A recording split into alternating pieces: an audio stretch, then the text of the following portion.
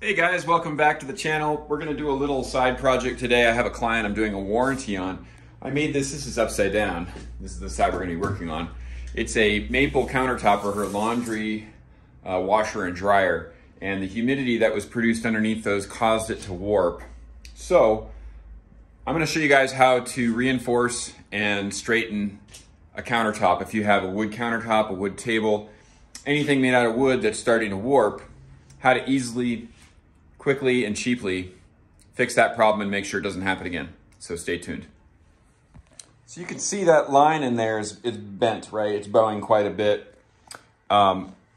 This is finished on both sides. That's usually the only precaution you need to do, is make sure that your wood is finished on both sides. It seals the moisture out, but I think there was just so much moisture got in there, caused this to shape shift a little bit. So what I have here are some C-channels.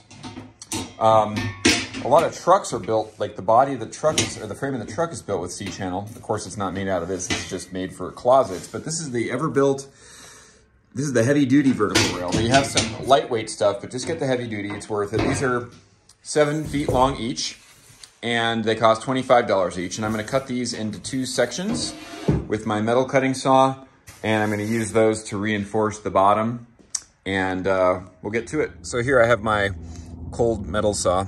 It is a Evolution, it's the small one. The popular one's the big one, but really most of the time all you need is a small one. These are pretty affordable, and they use a carbide tooth, much like a wood saw blade, which prevents sparks and cuts much faster. It also lasts a long time. I haven't replaced this blade yet, and I've been using it for several years. So what I'm gonna do is I'm gonna start by cutting this off, because that's a weak point. We don't want that being any part of the reinforcement. That way we have all strong material the whole way down. And I measured 31 7/8 inch for the length. So I'm gonna make 2 of those out of each of these pieces. Okay, got all 4 lengths cut, and I'm gonna deburr these with my file here. Always going forward so you don't dull your file. That's the way it cuts. Move the inside and the outside so nobody can get cut on these. Okay, so I'm going to use sheet metal screws with a pan head on here. Even though I'm not actually screwing into the sheet metal, we're basically going through the sheet metal into maple. I like the fine pitch thread for hardwoods like maple. It just gives you a little bit more control when you're screwing it in, so you don't split the wood, and it'll have plenty of hold. So I'm going to use my spring-loaded center punch to mark 5 locations. We'll go all the way to the very end. 5 locations that'll give me a centering spot for the drill all the way down. Now, conversely, you could screw into these here, but you're working with a much thinner piece of metal here. So if you put a head there, you might have to put another one on this side as well. I prefer just to put new holes in here, and it'll also allow me to use a center finding bit when I'm drilling into the wood as well.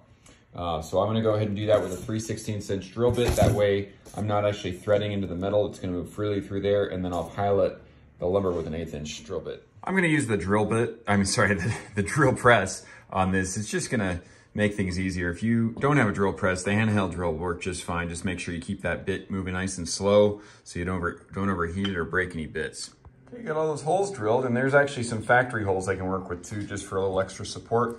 Normally I'd deburr these, but I'm about to put them in right now, and I don't have any helpers on this one, so I'm not worried about anyone getting cut. Those will be covered by the screws. Next step is to try to find a way to stabilize this. I could probably pilot each one of these and just let the screws pull it in, but I'm gonna see what I can do to maybe clamp a level to this and flatten it while I'm pulling these in. That way I'm not relying on the screw threads where they're just starting to have enough bite to pull that thing nice and level. Okay, I have this set up. I'm gonna go ahead and try to record this while I do it. I'm gonna work really slow and just try to listen. If there's any loud cracks or pops going on, I'm probably gonna have to acclimate this and do it a little bit at a time. So let's just keep it nice and slow. I don't wanna overdo it and overstress the lumber, which could snap it. So nice and slow. You can see there, almost down.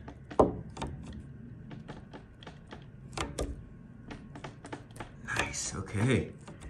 That should be pretty much flat. I'm gonna go ahead and get the first one in right there. Let's see if it, yeah, it sits there. It's not rocking, so it's rocking this way, but not the other way. That's just because we have these burrs on the bottom. All right, this should work. Okay, I'm gonna use a center finding drill bit by Make It Snappy. Don't chintz out, get the American made ones. You'll you'll like the functionality a lot more than the cheapo ones. I set the depth on this. This is one of the other advantages. So this is gonna follow that outer 3/16 inch hole with the outside here, and it's gonna center that 1/8 inch bit down the center. The other thing that I like is, yeah, like I mentioned, you can set the depth. So I know that now that I've got the depth set, I know that if I push this drill bit all the way into the hole, it's not gonna go straight through the top, come out the other side. It's gonna give me just the right amount of clearance to get my 5/8 inch long screws in place. We got 3 of those in place and my clamps are in the way, so let's release this one, see what happens. I'm kind of curious how much it's gonna bow with those in place up there. Oh, quite a bit. So I'm just gonna move that clamp down a little ways. And make sure if you're using an impact driver or whatever you're using, slow and smooth, smooth is slow, slow is smooth, smooth is fast. That's a good saying. Just keep repeating that yourself when you're doing carpentry. Low torque, you do not want to snap one of these off in the maple. It's just one more, not nightmare, but it's a headache anyway. So go ahead and get these last 2 in. All right, let's see how that does. What do you want to bet? It's still gonna bend a little bit because I only have 1 of these in. Let's see. Not bad. So even just 1 of those, it's almost perfectly leveled out. I'll test that theory here once I get these off. Let's see how that lines up.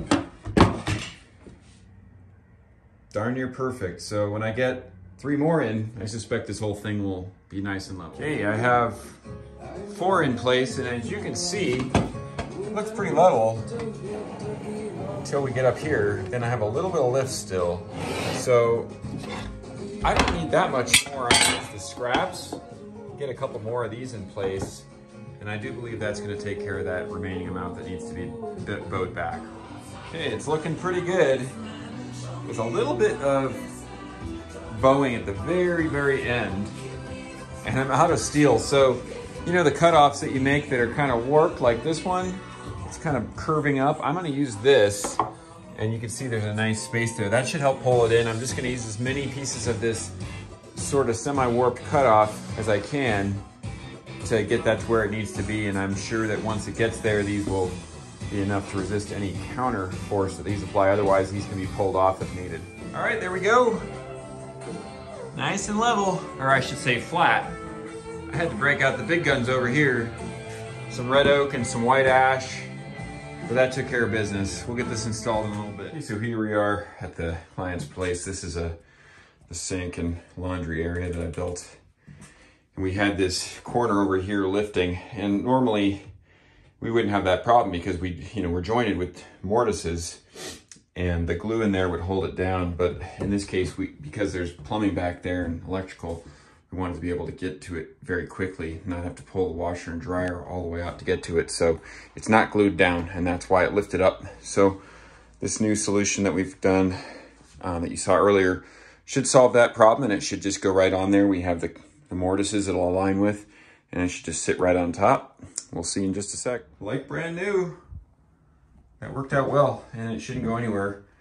And last but not least, I built a removable backslash piece that should slide right in there just to hide that gap. We wanted to have a little space on the side for the installation so it's not marring the wall every time you take this thing off. That's why there's a space there, but I just recently added on a backsplash piece that I'm giving to them to cover that space. So let's see, we've got right here, I dadoed out the edge and I glued another piece to add on there and drop down. Let's see how this goes. Should slip right in there.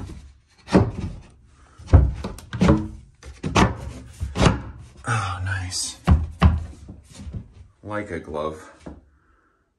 I think they'll be pretty happy with that. Well, that's a wrap on that one. Happy customers. Warranty issue solved. And if you liked it, please click like below.